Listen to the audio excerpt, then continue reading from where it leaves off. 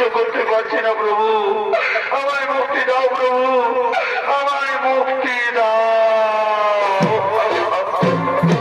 ওরে অশ্বত্থামা, মুক্তি তুমি কোনোদিনও পাবে না, মুক্তি তুমি কোনোদিনও পাবে না। তুমি ঘুমন্ত অবস্থায় দ্রৌপদীর পঞ্চবালককে হত্যা করেছ, সেই মহাপাপে মুক্তি তুমি কোনোদিনও পাবে না। তবে মনে রাখো, স্নানের সময় যদি নরগণ 3 ফোঁটা তৈল মাটিতে করে স্থাপন, তাহলে তবে তা কিছু হবে উপশম। স্নানের সময় যদি নরগণ 3 ফোঁটা তেল মাটিতে দিয়ে বলে, ও অশ্বত্থামা শান্তি ভব, ও অশ্বত্থামা শান্তি ভব, ও অশ্বত্থামা শান্তি ভব, তাহলে কিছুটা তুমি মুক্তি পাবে। নমস্কার, নমস্কার শ্রীরথ মন্ডলী।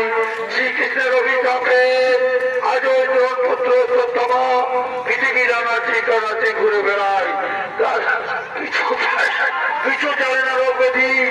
দাদা সকলে তার আত্মার শান্তির জন্য স্নানের সময় 3 ফোঁটা তেল মাটিতে দিই আর বলি, ওম অশ্বত্থামা শান্তি ভব, ওম অশ্বত্থামা শান্তি ভব, ওম অশ্বত্থামা শান্তি ভব।